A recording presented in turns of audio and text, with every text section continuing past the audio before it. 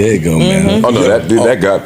Yeah, Mel is not ambitious enough. Nah, she nah. 1 to 10, where do you think your ambition is? That's for the room too. Mel will start. 2. And I do have 3 questions for y'all too. I think it might be for Patreon though. No, fuck that. We having fun. I'm at it. Wale's coming for Patreon. Oh, okay. How ambitious do I think that I am? I think I'm 1 to 10. I think I'm like a 7. 7. Take away 6. 6 in a pot. 7, take away 6. 6 in a pot. I give you 6 in a pot. Flip. 9. Yeah. Flip 13. Flip might be like you a just be in the wrong. You be ambitious in the project. Just be in the wrong spot. See, my numbers is up, right? Yeah. I got you locked in, nigga. I don't care. Watch your fucking You mouth. locked in already. Yeah, I want you to run all it that up. shit you doing when I'm talking and all that shit, I got an issue with. I'm gonna text you about later on. 28, boy. Yeah, I keep doing it, nigga. See, my numbers up, right? Queen's fixed.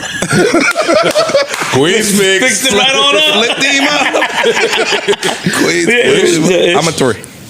I'm telling you right here. Why would you say you're a 3? I disagree with him. I really want to know. Why would you say I don't you're think a he's 3? a 3. I don't think so either.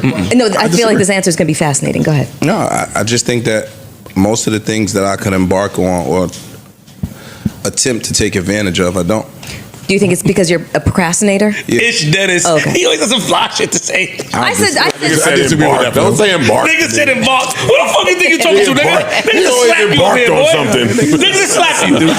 Embark. Nigga, who you trying to sound cool for, Fuck outta nigga? here. That's cool. Don't sound cool, nigga. Pardon me. Why are you a 3? I just I love his honesty. He don't even care to change this shit. He don't want to because this is what it is. He got 1,000 doors, nigga. No, my favorite part about it is, I'm 50, this is what it is, nigga. It ain't changing. He reminds us of Nana and them. When Nana and them got old, like, Yes. I just do what I want. I'm 50, I've been like this my whole life. Fuck it, it ain't changing. I'm up, nigga, deal with it. I'm not fucking with my uncle still. Like, I'm lit. He trying to reach out. My ways is my ways is my ways. Ice freeze. Shit, if you a 3, I'm a 2. Yeah, I think you're more like a 6. I don't think so, Free. I'm dead ass. Well, 6, 7. I'm dead ass. I used to run a 2. Lie in front of the boss. I used to run a 2 as far as ambitious.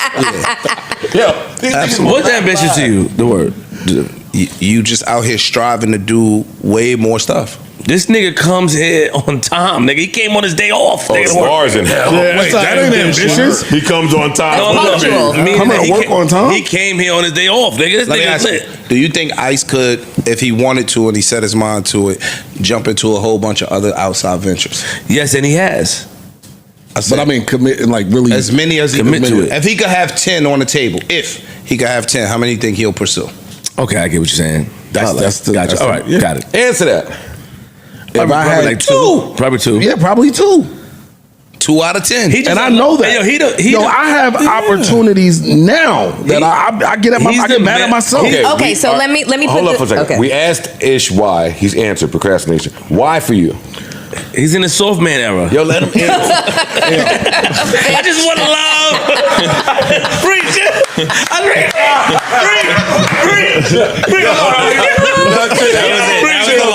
That's funny. You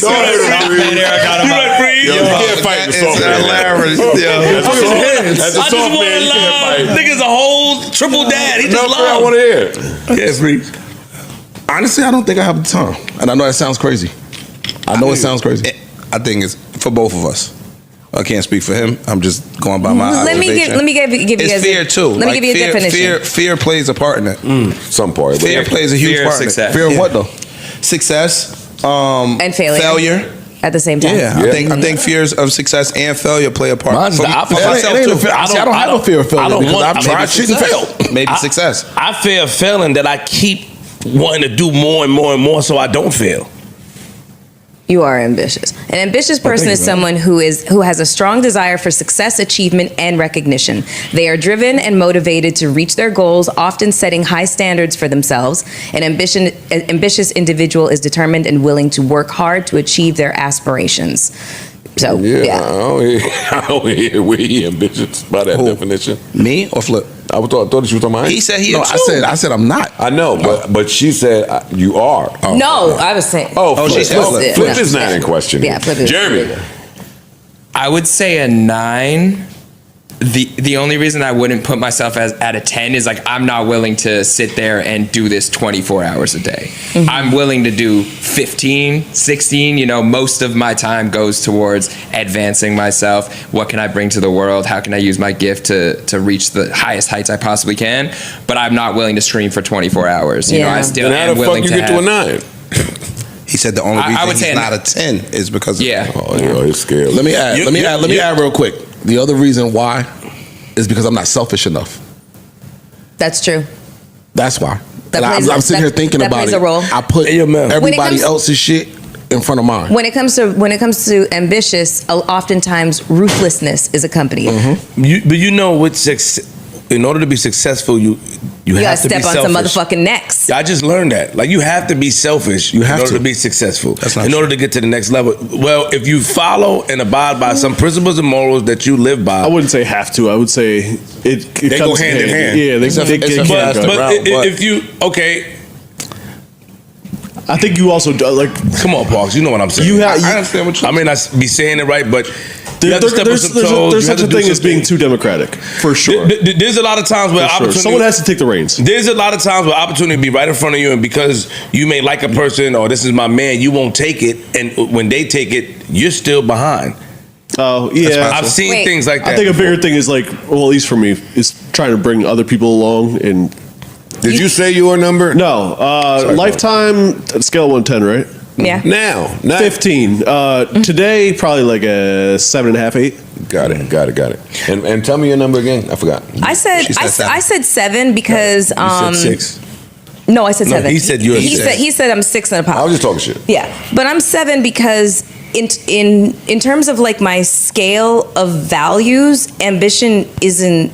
I don't even know if it cracks top 10. You know, there's so many other values that I place higher on the list. And in terms of peace and pretty privileged, dear boy. I mean, maybe.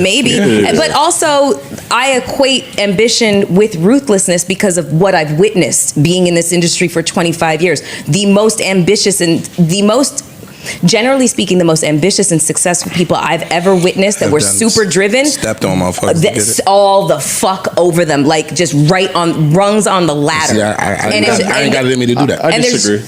But it's just lived experience. Experience. And I just, things that I've witnessed, I'm just like, success does not mean enough to me to do things like that. You know? You've been around them billionaire niggas. When it comes to podcast dynamics, one of the more intriguing relationships to observe is that between Joe Budden and Melyssa Ford on the Joe Budden Podcast.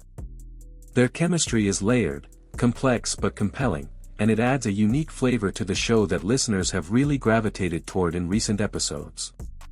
Joe and Melyssa have known each other for years, long before the podcast collaboration began.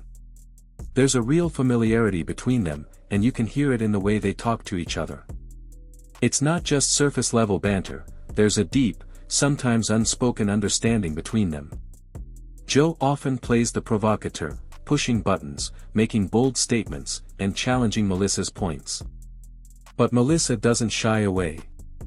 She's articulate, poised, and always ready with a sharp counterpoint or a nuanced take. That push and pull creates a tension that's fun to listen to, even when they disagree. What makes their relationship even more interesting is the mix of mutual respect and unfiltered honesty. Joe clearly respects Melyssa's intelligence and life experience. She brings a different perspective that often balances out the more male-dominated energy on the show. And Melyssa, for her part, knows how to check Joe without it turning into a full-blown argument. She'll call him out, but it's rarely from a place of hostility. It's more like, "Joe, I know you better than that. Cut the nonsense." There's also a subtle flirtation at times, not romantic, necessarily, but more of a playful tension. It's the kind of vibe that makes listeners lean in, not because they expect a love story, but because it feels real. There's history there, and when that history meets a mic and a national audience, it makes for good content. Their debates around gender, relationships, and culture often highlight how different their worldviews can be, but that contrast is exactly what makes it work. Joe can be impulsive and brash. Melyssa is thoughtful and grounded. Together, They create a dialogue that's more balanced and layered than it would be with just one perspective.